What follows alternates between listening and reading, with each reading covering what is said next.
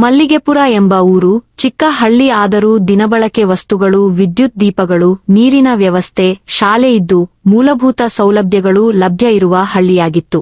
ಆ ಊರಿನಲ್ಲಿ ನಯನಾ, ವೀಣಾ, ಮಹಮ್ಮದ್ ಒಳ್ಳೆಯ ಸ್ನೇಹಿತರು. ಮೊದಲ ತರಗತಿಯಿಂದ ಅವರು ಎಲ್ಲರೂ ಸೇರಿಯೇ ಓದುತ್ತಿದ್ದರು. ಮುಂದಿನ ಓದಿಗಾಗಿ ಅವರು ನಗರಕ್ಕೆ 2 ಕಿಲೋಮೀಟರ್ ದೂರ ಕಾಲ್ನಡಿಗೆಯಲ್ಲಿ ಹೋಗಿ ಬರಬೇಕಿತ್ತು. ಓದುವುದರಲ್ಲಿ ಅವರು ಸದಾ ಮುಂದೆಯೂ ಇದ್ದರು.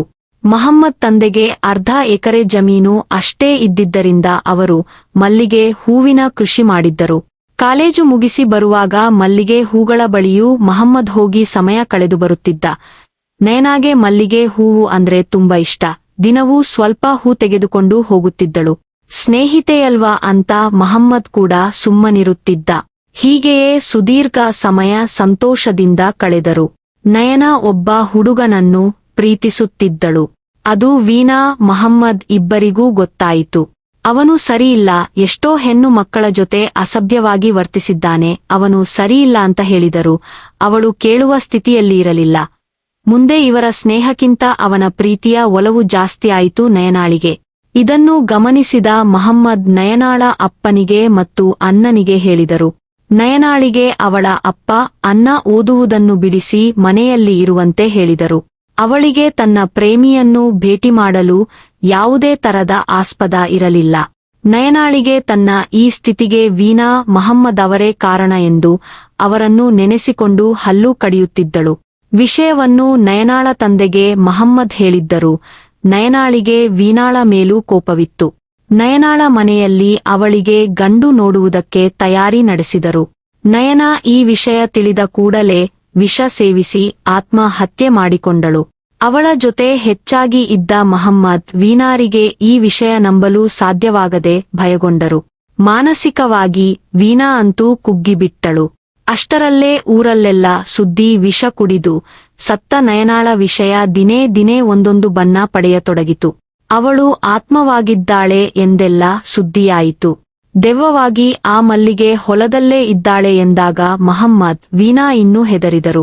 ಊರಿನ ಸುತ್ತಮುತ್ತ ಎಲ್ಲೇ ಹೋದರೂ ನಯನಾಳ ಬಗ್ಗೆ ಅದೇ ಮಾತು ಕೇಳಿ ಕೇಳಿ ಒಂದು ದಿನ ಮಹಮ್ಮದ್ ತನ್ನ ಮಲ್ಲಿಗೆ ಹೊಲಕ್ಕೆ ಹೋದನು. ಅವನು ಪರೀಕ್ಷಿಸಲೆಂದೇ ಹೋಗಿದ್ದ, ಆದರೆ ಅವನಿಗೆ ಅಂತಹ ಅನುಭವ ಆಗಲಿಲ್ಲ. 2 ದಿನ ಹೀಗೆ ಹೋಗಿ ಬಂದು ಮಾಡಿದ. 3ನೇ ದಿನ ಅಮಾವಾಸ್ಯೆ ಇತ್ತು. ಸ್ವಲ್ಪ ಬೇಗನೆ ಕತ್ತಲು ಆವರಿಸಿತ್ತು. ಅಮಾವಾಸ್ಯೆ ಅರ್ಧರಾತ್ರಿಯಲ್ಲಿ ದೆವ್ವಗಳು ಜಾಗೃತಗೊಳ್ಳುತ್ತವೆ ಎಂದು ಮತ್ತೆ ನಯನಾಳ ಬಗ್ಗೆ ಊರಲ್ಲಿ ಮಾತು ಕೇಳಿಬಂದವು. ಮಹಮ್ಮದ್ ನಿರ್ಧರಿಸಿ ಬಿಟ್ಟ. ಇವತ್ತು ಮಲ್ಲಿಗೆ ಹೊಲಕ್ಕೆ ಹೋಗಿ ನೋಡಲೇಬೇಕೆಂದು ನಿರ್ಧರಿಸಿ ಅಮಾವಾಸ್ಯೆಯ ರಾತ್ರಿ ತನ್ನ ಮಲ್ಲಿಗೆ ಹೊಲಕ್ಕೆ ಧಾವಿಸಿದ.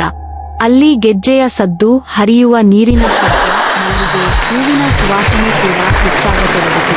ಹಾಗೆಯೇ ಸುಂಟರ ಗಾಳಿ ಬೀಸುವುದರ ಜೊತೆಗೆ ಒಬ್ಬ ಮಹಿಳೆ ಕೂದಲನ್ನು ಜಡೆ ಕಟ್ಟಿ ಅದರ ತುಂಬೆಲ್ಲ ಮಲ್ಲಿಗೆ ಹೂವು ಮುಡಿದುಕೊಂಡು ಕೋಪದಿಂದ ಮಹಮ್ಮದ ಬಳಿಗೆ ಬಂದೇ ಬಿಟ್ಟಳು. ತನ್ನ ಕಣ್ಣನ್ನೇ ನಂಬದಾದ ಮಹಮ್ಮದ್, ಹೌದು ಅದು ಅವಳೇ, ನಯನಾ. ಅವನ ಹತ್ತಿರಕ್ಕೆ ಬಂದು ಕಾಲರ್ ಪಟ್ಟಿ ಹಿಡಿದು ನಯನಾ ಹೇಳಿದಳು, ನಿನ್ನ ಮತ್ತು ವೀಣಾಳ ಕುತಂತ್ರದಿಂದ ನಾನು ಇಂದು ಹೀಗೆ ಆತ್ಮವಾಗಿ ಅಲೆಯುತ್ತಿದ್ದೇನೆ.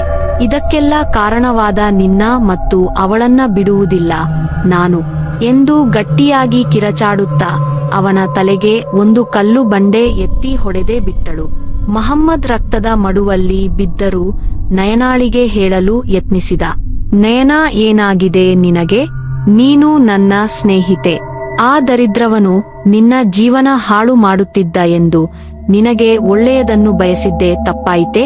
ನಿನ್ನ ಜೀವವನ್ನು ವಿನಾಕಾರಣ ಅಂತ್ಯ ಮಾಡಿಕೊಂಡು ಈಗ ನನ್ನನ್ನು ಸಾಯಿಸುತ್ತಿರುವೆ ಎನ್ನುತ್ತಾ ಮಹಮ್ಮದ್ ನಿತ್ರಾಣಗೊಂಡು ಉಸಿರು ಚೆಲ್ಲಿದ. ಅವಳ ಮೊದಲ ಬಲಿ ಮಹಮ್ಮದ್ ಆದನು. ಮಹಮ್ಮದ್ ಹೊಲಕ್ಕೆ ಹೋದವನು ಇನ್ನೂ ಬರಲಿಲ್ಲವಲ್ಲ. ಕತ್ತಲು ತಿರುಗಿ ಬೆಳಗಾಯಿತು ಅಂತ ಮಹಮ್ಮದ್ ತಂದೆ ಟೀ ಕುಡಿದು ಹೊಲದ ಕಡೆಗೆ ಹೊರಟನು. ಮಗ ಹೆಣವಾಗಿ ಬಿದ್ದಿರುವುದನ್ನು ನೋಡಿ ಅವನ ತಂದೆ ಅಲ್ಲಿಯೇ ಕುಸಿದು ಬಿದ್ದರು. ಸುತ್ತಮುತ್ತ ಇರುವವರನ್ನು ಕೂಗಿ ಬಿಕ್ಕಿ ಬಿಕ್ಕಿ ಅತ್ತರು. ನನಗೆ ಇದ್ದ ಒಬ್ಬ ಮಗ ಮಹಮ್ಮದ್, ಅವನೇ ಸತ್ತ ಮೇಲೆ ನನ್ನ ಜೀವ ಇದ್ದು ಏನು ಪ್ರಯೋಜನ ಅಂತ ಗೋಗರೆದು ಅಳಲಾರಂಭಿಸಿದರು. ಅವರಿಗೆ ಸಮಾಧಾನ ಮಾಡುತ್ತಾ ಜನರೆಲ್ಲರೂ ಸೇರಿ ಶವ ಸಂಸ್ಕಾರ ಮಾಡಲು ಹೋದರು. ಊರಿನಲ್ಲಿ ಅವನ ಸಾವಿನ ಸುದ್ದಿ ತಿಳಿಯುತ್ತಿದ್ದಂತೆಯೇ ಜನರೆಲ್ಲ ನಯನಾ ದೆವ್ವವಾಗಿ ಕಾಡುತ್ತಿದ್ದಾಳೆ ಎಂದು ಹೇಳತೊಡಗಿದರು. ಅವಳ ಆತ್ಮೀಯ ಸ್ನೇಹಿತನನ್ನೇ ಬಿಟ್ಟಿಲ್ಲ ಎಂದು ತಿಳಿದ ವೀಣಾಳ ತಂದೆ ತಮ್ಮ ಮಗಳ ಬಗ್ಗೆಯೂ ಗಾಬರಿಪಟ್ಟರು. ನಮ್ಮ ವೀಣಾಳ ಬಗ್ಗೆ ನಾವು ಯೋಚಿಸಲೇಬೇಕು. ಆ ಆತ್ಮ ವೀಣಾಳಿಗೂ ಕುತ್ತು ತರುವ ಮುನ್ನ ಇವಳನ್ನಾದರೂ ಕಾಪಾಡಬೇಕು ಅಂತ ಊರಿನವರು ಎಲ್ಲರೂ ಮಾತಾಡಿಕೊಂಡು ಒಳ್ಳೆಯ ಮಂತ್ರವಾದಿ ಕರೆಯಿಸಿ ಊರಿಗೆಲ್ಲ ಬಿಗಿ ಬಂಧನ ಹಾಕಿ ಅವರು ಹೇಳಿದಂತೆ ಮಾಡಿದರು. ಆತ್ಮ ಬಂದಿಯಾಗಿದೆ ಎಂದು ತಿಳಿದು ಮತ್ತೆ ಮೊದಲಿನ ಹಾಗೆ ಊರು ಸುಧಾರಿಸಿ ನೆಮ್ಮದಿ ಕಂಡಿತು. ಎಲ್ಲವನ್ನೂ ಮರೆತು ವೀಣಾಳ ತಂದೆ ಮಗಳನ್ನು ಆದಷ್ಟು ಬೇಗ ಈ ಊರಿನಿಂದ ಆಚೆ ಕಳಿಸಬೇಕು ಎಂದು ಯೋಚಿಸಿ ಅವಳಿಗೆ ಮದುವೆ ಮಾಡುವುದೇ ಸೂಕ್ತವೆಂದು ನಿರ್ಧರಿಸಿದರು. ಅವಳಿಗೆ ಮದುವೆ ಗೊತ್ತು ಮಾಡಿದರು. ಬಹಳ ಸಡಗರ ಸಂಭ್ರಮ ವೀಣಾಳ ಮನೆಯಲ್ಲಿ ಮೂಡಿತ್ತು. ಮದುಮಗಳನ್ನು ಗಂಡನ ಮನೆಗೆ ಕಳಿಸಲು ಕಾರ್ ಮಾಡಿಕೊಂಡು ಹೊರಟರು. ಕಾರು ಊರು ದಾಟಿ 10 ಕಿಲೋಮೀಟರ್ ದೂರ ಹೋಗಿ ಕೆಟ್ಟು ನಿಲ್ಲುತ್ತದೆ. ಎಷ್ಟೇ ಪ್ರಯತ್ನಿಸಿದರೂ ಕಾರ್ ಸ್ಟಾರ್ಟ್ ಆಗುವುದಿಲ್ಲ. ಕಾರಿನಲ್ಲಿ ಕುಳಿತು ಬೇಸರವಾಗಿ ಕೆಳಗೆ ಇಳಿದು ಓಡಾಡತೊಡಗಿದಳು ವೀಣಾ. ಸ್ವಲ್ಪ ದೂರ ವೀಣಾ ಹೋಗುತ್ತಿದ್ದಂತೆ ಅವಳ ಹಿಂದೆ ಮಲ್ಲಿಗೆ ಹೂವಿನ ವಾಸನೆ ಗಾಳವಾಗಿ ಬರಲಾರಂಭಿಸಿತು. ಈ ವಾಸನೆ ಎಲ್ಲಿಂದ ಬಂತು ಅಂತ ಕಣ್ಣಾಡಿಸುತ್ತಾ ನೋಡುವುದರೊಳಗೆ ಅವಳ ಕುತ್ತಿಗೆ ನಯನಾಳ ಕೈಯಲ್ಲಿತ್ತು. ವೀಣಾ ನಯನಾಳಿಗೆ ಎಷ್ಟೇ ಹೇಳಿದರೂ ನಯನಾ ಕೇಳಲಿಲ್ಲ. ಆ ಹುಡುಗ ಸರಿಯಿರಲಿಲ್ಲ. ಅವನಿಂದ ನಿನ್ನನ್ನು ಉಳಿಸಿದ್ದಕ್ಕಾಗಿ ನೀನು ನನಗೆ ಮತ್ತು ಮಹಮ್ಮದನಿಗೆ ವಣಿಯಾಗಿರಬೇಕಿತ್ತು. ಆದರೆ ನೀನು ಕಾರಣವಿಲ್ಲದೆ ನಿನ್ನ ಜೀವವನ್ನು ಹತ್ಯೆ ಮಾಡಿಕೊಂಡು ಮಹಮ್ಮದನನ್ನು ಕೊಂದುಬಿಟ್ಟೆ. ನಮ್ಮ ಗೆಳೆತನವನ್ನೆಲ್ಲ ಮರೆತೆ. ನಾನು ಈಗಷ್ಟೇ ಮದುವೆಯಾಗಿದ್ದೇನೆ. ನನ್ನನ್ನಾದರೂ ಬಿಟ್ಟು ಬಿಡು. ನಿನ್ನ ಸಾವಿಗೆ ನಿನ್ನ ದುಡುಕು ಬುದ್ಧಿ ಕಾರಣ, ನಾವಲ್ಲ. ಸಾಯಿಸುವುದಿದ್ದರೆ ನಿನ್ನನ್ನು ಬಂಧಿಸಿಟ್ಟ ನಿನ್ನ ಅಪ್ಪ ಅಣ್ಣನನ್ನು ಸಾಯಿಸು. ಅವರೇ ತಾನೇ ನಿನ್ನನ್ನು ಬಂಧಿಸಿದ್ದು. ಮಗಳ ಜೊತೆ ನಯನಾಳ ಆತ್ಮ ಕಂದ ವೀಣಾಳ ತಾಯಿ ಮಗಳತ್ತ ದೌಡಾಯಿಸಿದರು. ಲೇ ನಯನಾ, ನನ್ನ ಮಗಳು ಯಾವ ತಪ್ಪು ಮಾಡಿದಳು ಅಂತ ಅವಳಿಗೆ ಹಿಂಸೆ ನೀಡುತ್ತಿರುವೆ? ಇನ್ನೂ ಬಾಳಿ ಬದುಕುವ ವಯಸ್ಸು ಅವಳದು. ನಿನಗೆ ನಾನು ವೀಣಾಳ ಜೊತೆ ಕೈತುತ್ತು ನೀಡಿದ್ದಕ್ಕೆ ನನಗೆ ಈ ಶಿಕ್ಷೆ ಕೊಡುತ್ತಿರುವೆ ಎಂದು ಜೋರಾಗಿ ಅಳುತ್ತಿದ್ದರು. ನಯನಾಳ ಮನಸ್ಸು ಕರಗಿತು.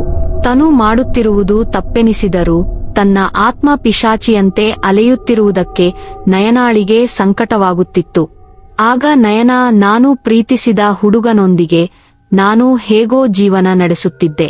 ಅದಕ್ಕೆ ಕಲ್ಲು ಹಾಕಿದ್ದೆ ಈ ವೀಣಾ, ಆ ಮಹಮ್ಮದ್. ಅದಕ್ಕೋಸ್ಕರ ನಾನು ಸತ್ತು ಆತ್ಮವಾಗಿದ್ದೇನೆ. ನಾನು ಬರಬಾರದು ಅಂತ ದಿಗ್ಬಂಧನ ಊರವರು ಮಾಡಿಸಿದರು ಅಲ್ಲವೇ? ಆದರೆ ಈಗ ಏನಾಯಿತು? ಊರಿಂದ ಆಚೆ ಬರಲಿ ಎಂದು ಕಾಯುತ್ತಿದ್ದೆ.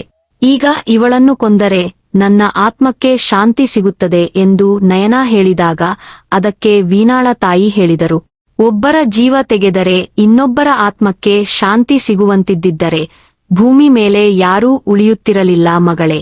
ವೀಣಾಳ ಹೊಟ್ಟೆಯಲ್ಲಿ ನೀನು ಹುಟ್ಟಿ ಬಂದು ಮತ್ತೊಮ್ಮೆ ಸಂತೋಷದಿಂದ ಬಾಳು. ಈಗ ಪದ್ಧತಿ ಪ್ರಕಾರ ನಿನ್ನ ಆತ್ಮಕ್ಕೆ ನಾವು ಶಾಂತಿ ಸಿಗುವಂತೆ ಮಾಡುತ್ತೇವೆ ಎಂದಾಗ ನಯನಾ ತನ್ನ ತಪ್ಪಿನ ಅರಿವಾಗಿ ವೀಣಾ ಮತ್ತು ಅವಳ ತಾಯಿಗೆ ಕ್ಷಮೆ ಕೋರಿ ಕಣ್ಮರೆಯಾದಳು.